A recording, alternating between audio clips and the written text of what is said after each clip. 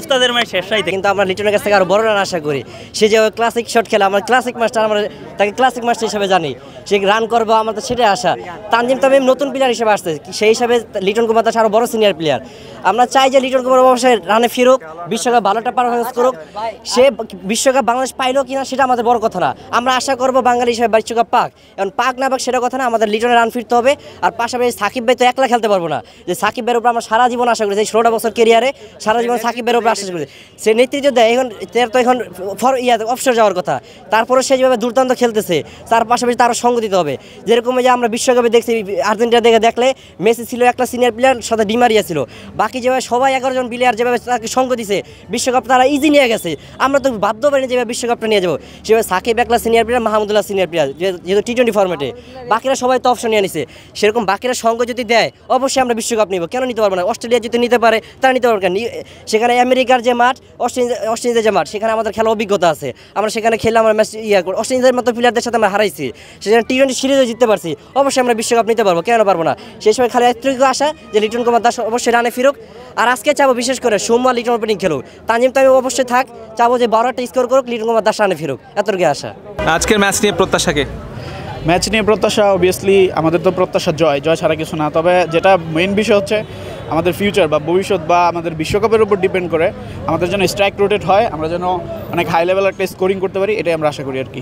বিশ্বকাপের স্কোয়াড তো মোটামুটি চূড়ান্ত, সেটা অনেকেই জানে, আপনারা হয়তো জানেন। এই স্কোয়াড নিয়ে আপনারা কতটা সন্তুষ্ট? আসলে সন্তুষ্ট, আমাদের নির্বাচকদের উপর আমাদের মানে আস্থা রাখতে হবে, এবং নির্বাচকরা অবশ্যই যে বেটার তাদেরকেই নির্বাচন করবে। তবে কিছু কিছু আছে, যেমন ধরেন কেউ যদি ফ্লপ থাকে বা কারো যদি ফর্ম না থাকে, সেক্ষেত্রে নির্বাচনটা নতুন করে ভাবতে হবে নির্বাচকদের, যেন এই যে ফ্লপটা চলছে এটা তো এমন না যে হঠাৎ করে যায় বিশ্বকাপে গিয়ে সে ভালো কিছু করে ফেলবে। যার রানিং ফর্ম আছে তাকেই এই বিশ্বকাপের জন্য সিলেক্ট করা আমার মনে হয় উচিত।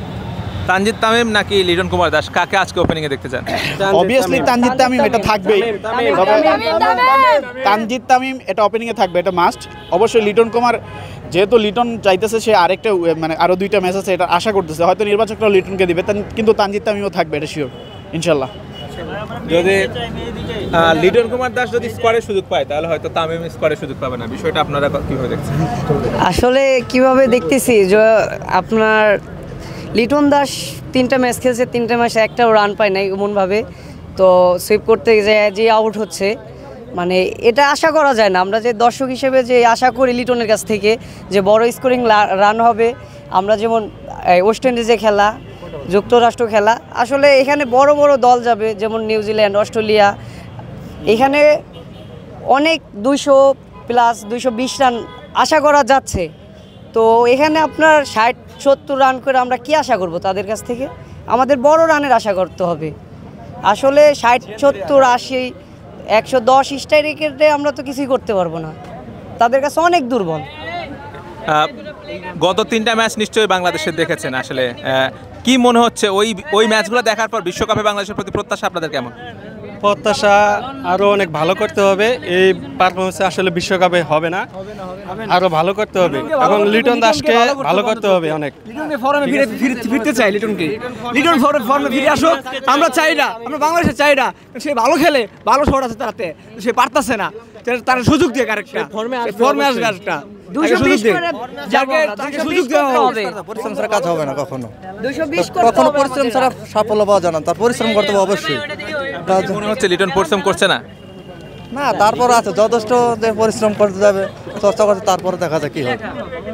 লিটন যে গত ম্যাচে আউট হয়েছিল, সে আউটটা নিয়ে কি বলবেন? না, আউট তো এটা হইতেই পারে, স্বাভাবিক, দুর্ভাগ্যবশত হইতেই পারে। সিনিয়র দিয়ে অনেক কিছু আশা করা যায়, জুনিয়ররা বড় ম্যাচে কিছু করতে পারে না, সিনিয়র দিয়ে অনেক কিছু করা যায়, অনেক কিছু আশা করা যায়। ওনারা চাপের মুখে ভালো খেলতে পারে, কিন্তু জুনিয়ররা সেটা পারে না। তা আমাদের লিটন দরকার। আপনি চাচ্ছেন লিটন কুমার দাসের বদলে তানজিদ তামিমকে নেক, কিন্তু লিটন কুমার দাসকে খেলা, যদি উনি একদম ফর্মে নাই ফিরতে পারে, তখন দ্বিতীয় অপশন চেষ্টা করা যায়। এই 2টা ম্যাচে একটা ম্যাচের সুযোগ দিক, যদি উনি না পারেন তাহলে, কারণ বড় ম্যাচে বড়রাই উস্তাদের মায়ের শেষ রাইতে, কারণ উস্তাদরা যখন শেষ রাইতে কিন্তু কোপটা দেয়। আজকে ওপেনিংয়ে কাকে দেখতে চান? ওপেনিংয়ে লিটন দাস আর হলো আমাদের সমু সরকার অবশ্যই থাকবে, কিন্তু সমু সরকার ওপেনিং করবে না। না না, সমু সরকার থাকবে কিন্তু ওপেনিং, না না, ওপেনিংয়ে থাকবে না। ওপেনিংয়ে লিটন দাস আর যে আমাদের তানজিদ তামিম। কেননা সমু সরকারকে ফর্মে আনা দরকার আছে, কেননা উনি বড় বড় স্টেজে যায়, সে ভালো করে, তো এটুকু আস্থা রাখাই যায়। আজকে ওপেনিং এ কাকে দেখতে চাচ্ছেন? তানজিদ তামিম, সমু সরকার। লিটনকে বাদ?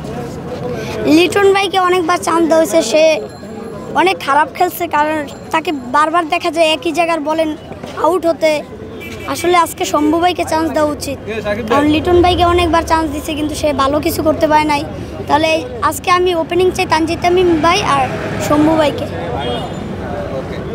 সাকিব আল হাসান ফিরলো, মুস্তাফিজুর রহমান ফিরলো, কেমন হতে পারে এই লড়াই? আজকে জিম্বাবুর সাথে খুব ভালো একটা ইনিংস খেলবে বাংলাদেশ। আজকে সাকিবের ভালো একটা ইনিংস খেলতে হবে, চোখের সমস্যা বাদ দিয়ে অনেকদিন পর খেলতে এসেছে। আজকে ওপেনিং জুড়ি কাকে চাচ্ছেন? লিটন দাস অবভিয়াসলি, তার সাথে তানজিদ তামিম।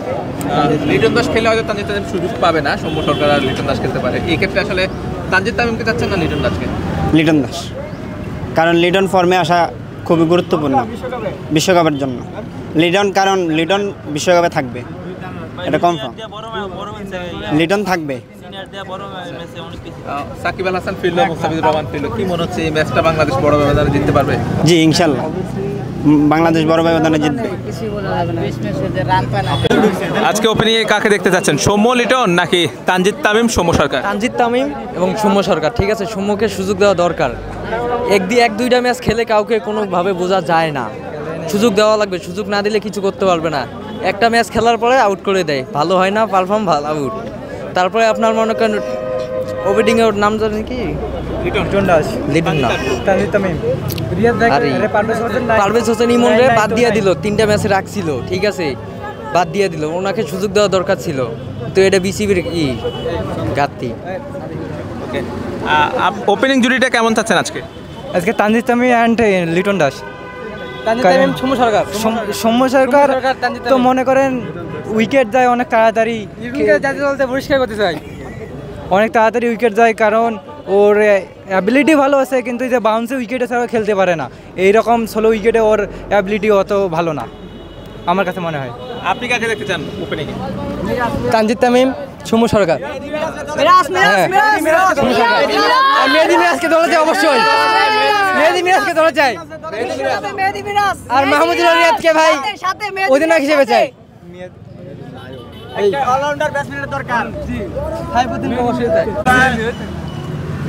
লিটন দাস একাদশে থাকতে পারবে না। লিটন দাসের প্লেয়ার কোনো দরকারই নেই বাংলাদেশের। লিটন দাস খালি ডিব্বা মারে, এর মতো প্লেয়ার দরকার আছে বাংলাদেশের। লিটন দাস বলে সোমবারের সুযোগ দেখ, তানজিম তামিম তোর খেলতেছে, এনামুলের সুযোগ দেখ, রনি তালুকদারও তো ভালো লিটন দাস হচ্ছে। লিটন দাস কোনো প্লেয়ার হলো নাকি? শান্ত লর্ড শান্তর দিয়ে দরকার আছে। ক্যাপ্টেন উগান্ডা এই ওয়ার্ল্ড কাপের মধ্যে 11 নম্বর না 12 নম্বর স্ট্রাইক রেট, 110 স্ট্রাইক রেট লয়ে ওয়ার্ল্ড কাপ খেলবার যাবো, এটা কোনো খেলা হইলো নাকি?